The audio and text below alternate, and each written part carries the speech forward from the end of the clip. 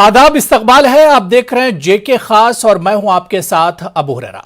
आज का दिन जम्मू कश्मीर लद्दाख के लिए बहुत अहम है क्योंकि आज से ठीक 3 साल पहले रियासत में दफा 370 और 35A को मनसूख किया गया था और इस मनसूखी को आज 3 साल मुकम्मल हो गए हैं। सवाल यही उठता है कि जिस मकसद के तहत दफा 370 और 35A को हटाया गया था, इस मकसद में कितने कामयाब हुए हैं? कश्मीर कितना बदल गया है? जिस नए कश्मीर की बात की जा रही थी, इस नए कश्मीर में कितना बदलाव आया है? खुद एलजी मनोज सिन्हा ने कहा है कि अब जम्मू कश्मीर के जो नौजवान हैं वो पत्थर नहीं उठाते हैं बल्कि अपने हाथों में स्मार्टफोन देखना चाहते हैं और स्मार्टफोन लेकर चल रहे हैं। यह इन 3 सालों में एक बड़ा बदलाव हुआ है। और इसके अलावा एलजी मनोज सिन्हा ने यह भी दावा किया कि इन 3 सालों में कश्मीर की जो तस्वीर है वो बदल गई है। कश्मीर तरक्की के राह पर गामजन है। आज इसी को हम समझने की कोशिश करेंगे कि इन 3 सालों में कश्मीर आखिर बदला कितना है, क्योंकि सरकार के अपने बहुत से दावे हैं इन 3 सालों को लेकर 370 की मनसूखी के बाद। लेकिन अगर अपोजिशन की बात करें, पीडीपी, कांग्रेस या दूसरी जो इलाकाई पार्टियां हैं वो इसके खिलाफ एक तरह से नजर आती है। लेकिन हकीकी सूरत हाल क्या है? क्योंकि सियासी बयानबाजी कुछ भी हो सकती है, लेकिन क्या 370 की मनसूखी के बाद वाकई में कश्मीर में एक बदलाव नजर आ रहा है? इसी को हम समझेंगे। बहुत खास मेहमान मेरे साथ जुड़े हैं। अपने मेहमान का आपसे तारुफ करा देता हूं। मेरे साथ प्रोफेसर प्रक्षित सिंह मनहास जी हैं, जो कि पॉलिटिकल एनालिस्ट हैं और जम्मू कश्मीर की सियासत पर बहुत बारीकी से नजर रखते हैं। वो हमारे साथ इस चर्चा में जुड़े हुए हैं। इनके अलावा हमारे साथ पीडीपी, बीजेपी और नेशनल कॉन्फ्रेंस की जो तर्जुमान है वो भी इस डिबेट का हिस्सा होंगे। लेकिन सबसे पहले कुछ तस्वीरें हम आपके दिखा दें, क्योंकि आज का दिन बहुत अहम है। और आज 3 साल मुकम्मल होने पर, 370 की मनसूखी के 3 साल मुकम्मल होने पर पीडीपी और कांग्रेस ने प्रोटेस्ट किया। और पीडीपी का जो बयान था कि 370 के मनसूखी के 3 साल बीत जाने पर भी कोई हालात बदले नहीं है। महबूबा मुफ्ती ने सरकार पर निशाना साधा। महबूबा मुफ्ती के मुताबिक मोदी हुकूमत आइन को तबाह करके ही दम लेगी। तो जो महबूबा मुफ्ती का बयान है वो भी हम आपको सुनवाएंगे, लेकिन जमीनी सतह पर हालात कितने बदले इस पर भी हम बात करेंगे। सबसे पहले जो रिएक्शन है, सियासी जो रद्द-ए-अमल है, वो हम आपको सुनवाते हैं।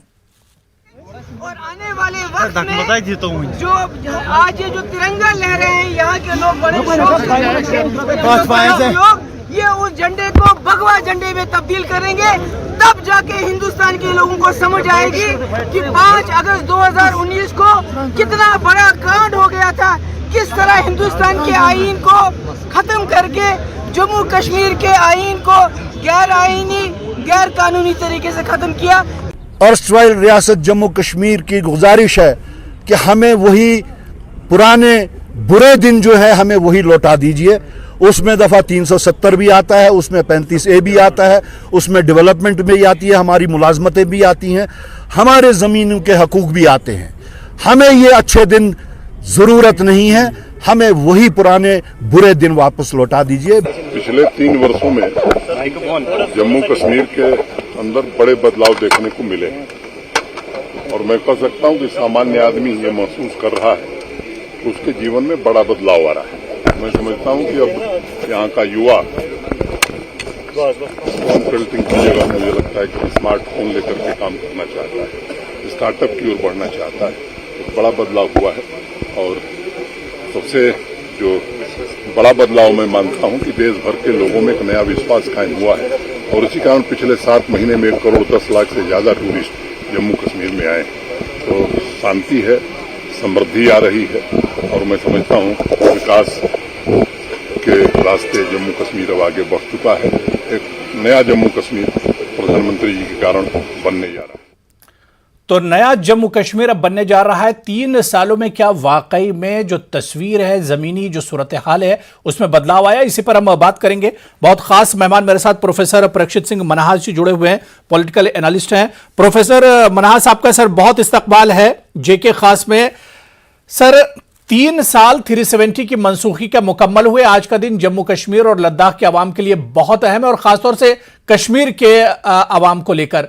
सर, सियासी बयानबाजी अपनी जगह। आज कांग्रेस, पीडीपी, एनसी सब एहतिजाज कर रही हैं 370 की मनसूखी को लेकर, लेकिन वाकई में जो सही तस्वीर है, जमीनी सतह पर जो सूरत हाल है, उसे सर किस तरह से देखते हैं 3 सालों के बाद?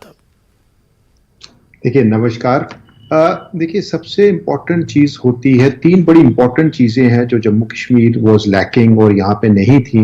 एक तो इकोनॉमिक अपलिफ्टमेंट लोगों की, और एक ग्रास रूट पे लोगों की एम्पावरमेंट, और यूथ की अपलिफ्टमेंट जो एजुकेशन से होती है।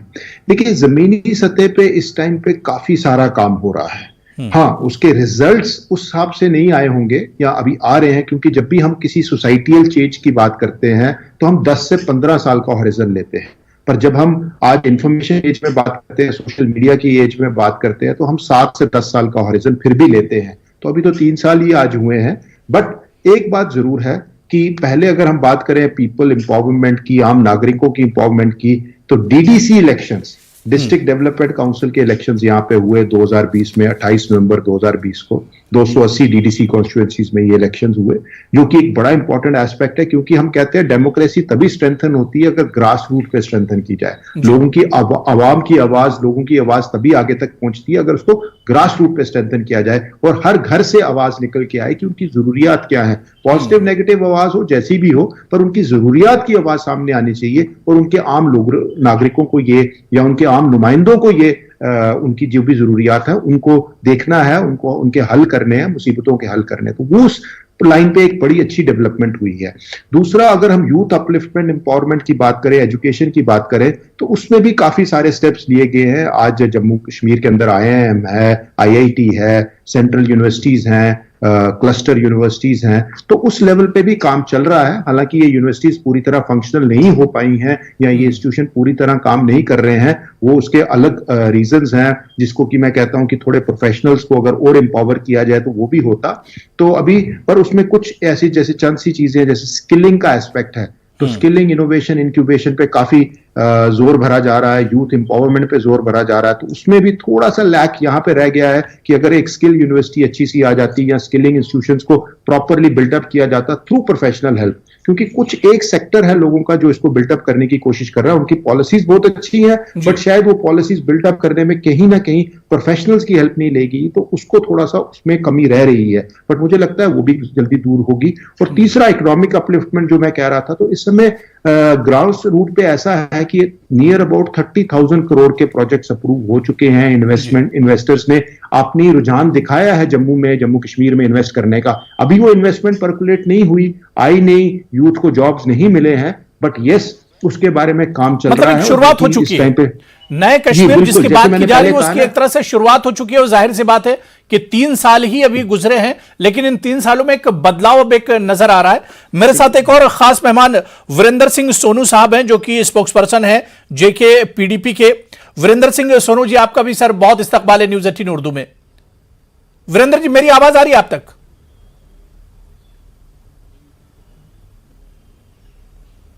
वीरेंद्र सिंह सोनू जी, मेरी आवाज आ रही है आप तक? चलिए ठीक है, शायद हमारी आवाज नहीं जा पा रही है, हालांकि वो हमारे साथ जुड़े हुए हैं, लेकिन मेरी आवाज उन तक नहीं पहुंच पा रही है। मैं दोबारा से प्रोफेसर परीक्षित मनहास जी आपके पास आना चाहूंगा। सर, चीजें आपने कही कि इन 3 सालों में कम से कम एक शुरुआत हो गई है नए कश्मीर को लेकर, लेकिन कुछ चीजें हैं। मिलिटेंसी की बात करें, जिसका सर दावा किया जा रहा था कि उसमें कमी आएगी या सिरे से उसे खत्म कर दिया जाएगा, तो उसमें कमी पहले के मुकाबले में जरूर आई होगी, लेकिन सिरे से उसे खत्म नहीं किया जा सका है। इसी तरह से एक जो मलाल है और एक जो इल्जाम है कश्मीरी पंडित बिरादरी की तरफ से, यह दावा था कि 370 खत्म होने के बाद कश्मीरी पंडित जो होंगे उन्हें दोबारा कश्मीर में लाया जाएगा, लेकिन वो भी कहीं ना कहीं अभी उनका यह वादा पूरा नहीं हुआ है। तो कुछ चीजें जो हैं, जो वादे तो किए गए थे, लेकिन अभी वो पूरी तरह से वफा नहीं हुए। देखिए, जैसे मैंने शुरू में भी कहा कि एक सोसाइटी को बिल्टअप करने में, सोसाइटल चेंजेस लाने में पॉजिटिव एंगल 7 से 10 साल का हॉर्न देना पड़ता है। जैसे हम देखते हैं ना, हाईवे पे लिखा होता है we appreciate your hurry but even hurry takes time. तो इसमें समय तो लगेगा ही लगेगा जी। आपने जैसे पहला मुद्दा मिलिटेंसी का आपने उठाया, तो उसमें काफी कमी आई है, पत्थरबाजी नियर अबाउट निल के आसपास पहुंच चुकी है। अब ये क्या हो रहा है कि मिलिटेंट्स भी, या मिलिटेंट्स के जो आका हैं अक्रॉस द बॉर्डर बैठे हैं, वो भी इनोवेट करते रहते हैं, वो भी रीस्ट्रेटेजाइज करते रहते हैं। हालांकि हमारी इंटेलिजेंस एजेंसीज बड़ी खूबी से काम कर रही हैं, जो इन्होंने सिक्योरिटी ग्रिड बनाया है, बीएसएफ, पैरामिलिट्री फोर्सेज, आर्मी और स्टेट पुलिस ने, इन सब ने जो सिक्योरिटी ग्रिड बिल्ड किए हैं, बड़े पॉजिटिव और पुख्ता सिक्योरिटी ग्रिड्स बिल्डअप किए हैं। बट स्टिल क्योंकि अक्रॉस द बॉर्डर से टनल्स रोज नए बनते हैं, और ये हाइब्रिड मिलिटेंसी का जो कॉन्सेप्ट आ रहा है, इसकी वजह से भी काफी दिक्कतें आ रही हैं। बट स्टिल काफी कम अटैक्स होने शुरू हो गए हैं, मिलिटेंसी रिलेटेड एक्टिविटीज बहुत कम हो गई हैं, और regularly after every few days आप देखते हैं कि कोई ना कोई एक मॉड्यूल न्यूट्रलाइज किया जाता है सिक्योरिटी एजेंसीज की तरफ से, और ड्रोन्स के थ्रू अब अक्रॉस द बॉर्डर से वेपनरी और असला, एम्यूनिशन, ये सब कुछ, और पैसा, ड्रग्स, ये सब आ रहा है, उसको भी न्यूट्रलाइज किया जा रहा है। रेगुलरली ये चीजें हो रही हैं। बट इसमें ये बात जरूर है कि हमारे दुश्मन भी लगातार रीस्ट्रेटेजाइज करते हैं, और हम भी उनसे एक स्टेप आगे रहने की कोशिश कर रहे हैं। पर सिक्योरिटी एजेंसीज बहुत ही इंपॉर्टेंट काम बिल्कुल, कर रही यानी एक शुरुआत हो चुकी है, एक तब्दीली अब नजर आ रही है। मेरे साथ दो खास मेहमान, वीरेंद्र सिंह सोनू जी, जिनका मैंने तारुफ कराया था, स्पोक्स पर्सन है पीडीपी के, वो भी हमारे साथ जुड़ चुके हैं। वीरेंद्र सिंह सोनू जी, सर मेरी आवाज आ रही है आप तक? चलिए, और मेरे साथ एक और खास मेहमान एडवोकेट आरएस पठानिया जी हैं, जो कि स्पोक्स पर्सन है जेके बीजेपी के, वो भी हमारे साथ जुड़े हुए हैं। एडवोकेट आरएस पठानिया जी, आपका भी बहुत इस्तकबाल है। पठानिया सर, मेरी आवाज आ रही है आप तक? जरा वॉल्यूम बढ़ाएंगे तो बढ़िया रहेगा, अच्छा रहेगा। आरएस पठानिया जी। जी प्लीज। जी सर, 370 को मंसूख हुए 3 साल मुकम्मल हो गए हैं।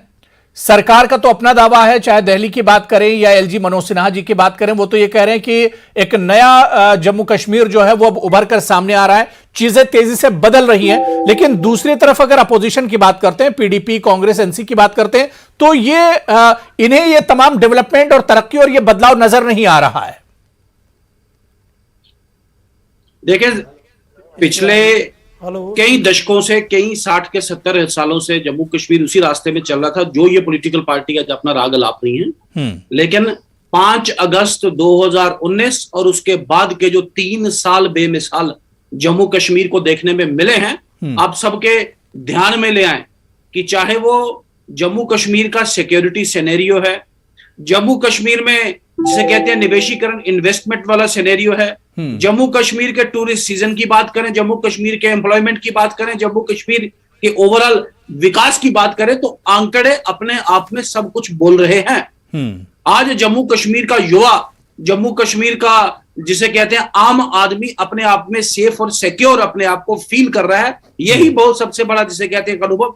और अभी तक कभी 60 साल 70 साल में दूसरा चरण, सेकेंड टायर, 3 टायर पंचायती राज का कंप्लीट नहीं, आज वो कंप्लीट है। और जो आखिरी जिसे कहते हैं दी लास्ट हैकअप, मुझे लगता है परिसीमन कंप्लीट है। वोटर रिवीजन के बाद किसी भी वक्त, जैसे कि इंडिकेटर है आपके पास, असेंबली इंतखाबात जम्मू कश्मीर में होंगे, और जो वो आखिरी कड़ी है वो भी पूरी कर ली जाएगी। ये पहले भी ये पीपल्स डेमोक्रेटिक पार्टी वाले मेरे साथी, नेशनल कॉन्फ्रेंस वाले, कांग्रेस वाले साथी पहले भी ये सिर्फ दाएं बाएं की बातें करते थे, और उसके बाद भी दाएं बाएं की बातें करेंगे, लेकिन लोग इनके जिसे कहते हैं नैरेटिव में इनके बात करने के तरीके। आरएस पठानिया जी, मेरे साथ इमरान नबी डार, जो कि नेशनल स्पोक्स पर्सन है नेशनल कॉन्फ्रेंस के, वो भी हमारे साथ जुड़ चुके हैं।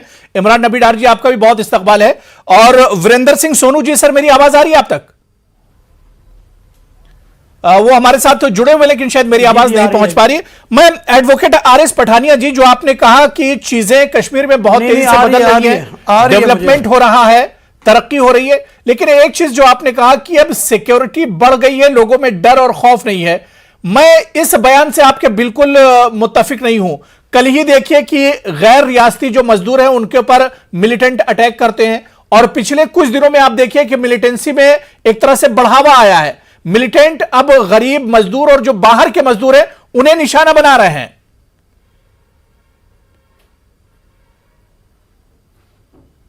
मैं आऊंगा, एक जो एवरेज लाइफ है एक आतंकवादी की कम हुई है।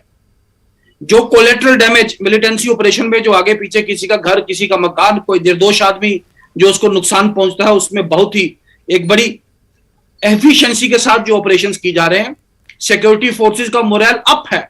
लेकिन चूंकि बॉर्डर पार वाले और शरारती जिसे कहते हैं और असामाजिक तत्वों के हैंडल यहां है, उनके रूट्स उनके पास कुछ लोग हैं, तो कहीं ना कहीं फ्रस्ट्रेशन में ये लास्ट डिच एफर्ट्स जरूर हैं यहां का माहौल खराब करने की। चलिए ठीक है, ठीक है, मैं अपोजिशन का रिएक्शन ले लेता हूं। वीरेंद्र सिंह सोनू जी, मेरी आवाज आ रही है? जी जी आ रही है। आपको मेरी आवाज आ रही है? जी जी सर, आपकी आवाज आ रही है। 370 के मनसूखी के 3 साल हो गए और सरकार उस पर अपनी जो उपलब्धियां हैं, जिन्हें हुसूलियाबी कहते हैं, जो उसने काम किए इन 3 सालों में, उससे सरकार गिना रही है कि यहां पर मिलिटेंसी में कमी आई है, यहां पर एजुकेशन में काफी काम किया गया है, हेल्थ में काम किया गया है, इंफ्रास्ट्रक्चर काफी बढ़ रहा है और एक नया कश्मीर अब दुनिया के सामने आ रहा है। क्या सच्चाई है?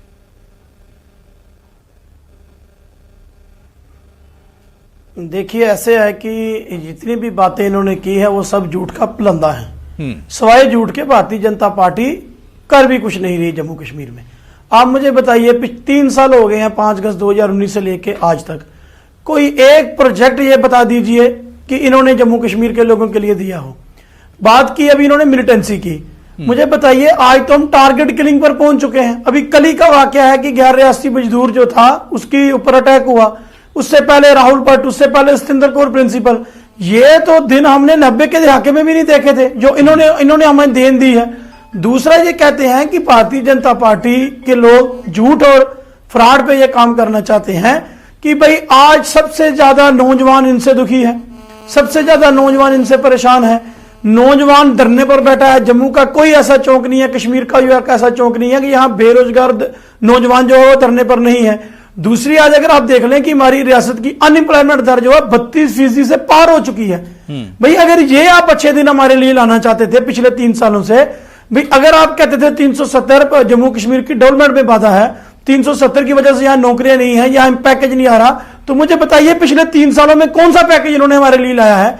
जम्मू कश्मीर के नौजवान की नौकरी बाहर के लोगों को दे दी गई, हमारे रिसोर्स बाहर के लोगों को भेज दिए गए, कारोबार बाहर के लोग कर रहे हैं। और अब एक आप बात बताइए कि 3 लिस्ट इन्होंने निकाली है, लेकिन सरकार कह रही है कि नौजवानों के हाथ में PSI की लिस्ट इन्होंने निकाली है, उसमें भी धांधल हो गई है।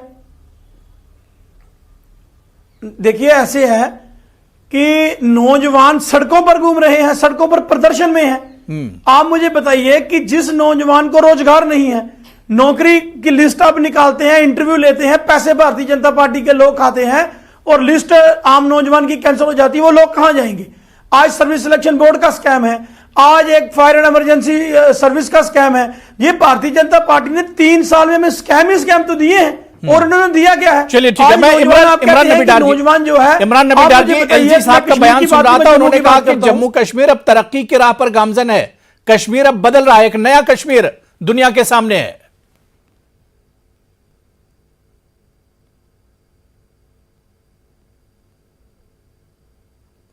इमरान जी, मेरी आवाज आ रही है?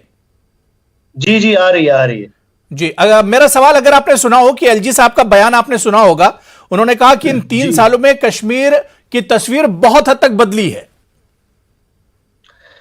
देखिए, उनको वो किन चश्मों से देखते हैं मुझे मालूम नहीं है। वो राजभवन में बैठ के बहुत सारी बातें होती हैं, वहां इर्द गिर्द आगे उनके पीछे आगे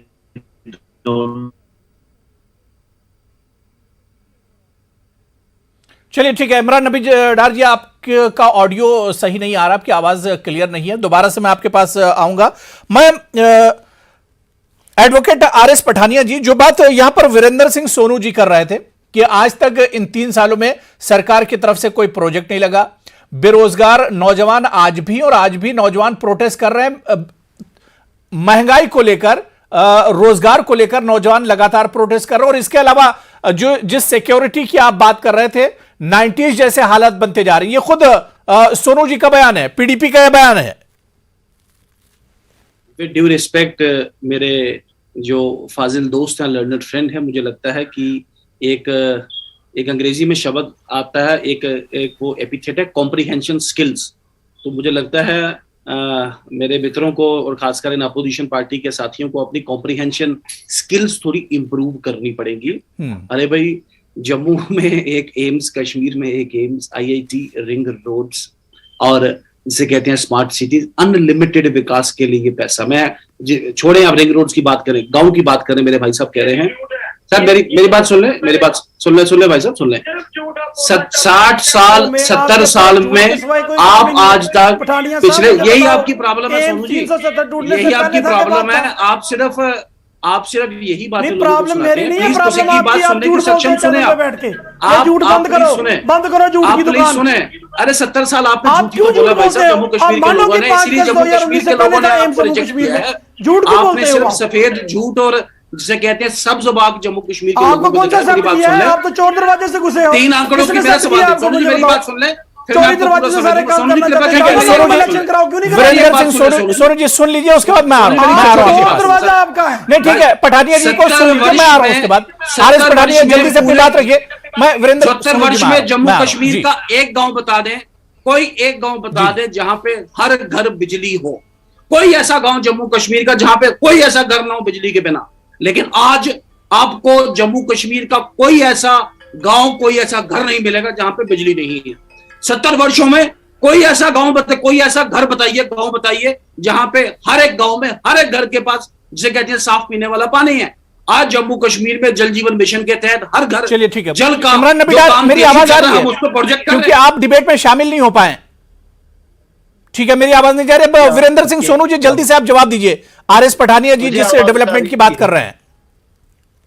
और बिजली, आप ये बात कह रहे हैं जम्मू कश्मीर पे प्रोजेक्ट नहीं दिखाई दे रहा इनको। ठीक है, इनको 3 साल से सेंस ऑफ कॉम्प्रिहेंशन। देखिए अब जवाब दे रहे हैं आरएस पठानिया जी, सुन लीजिए। 2014 से पहले वीरेंद्र जी जवाब दे रहे हैं। हिंदुस्तान में कुछ था ही नहीं, ये सिर्फ 2014 में आके इन्होंने बनाया। भाई जिन चीजों को आप बेच रहे हो, देश ने पहले बना के रखी थी। यहां तक बात है जम्मू कश्मीर की।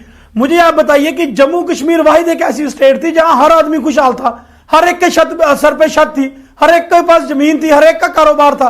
मुझे बताइए, आपने कोई जम्मू कश्मीर में आज तक आदमी देखा फुटपाथ पे सोता?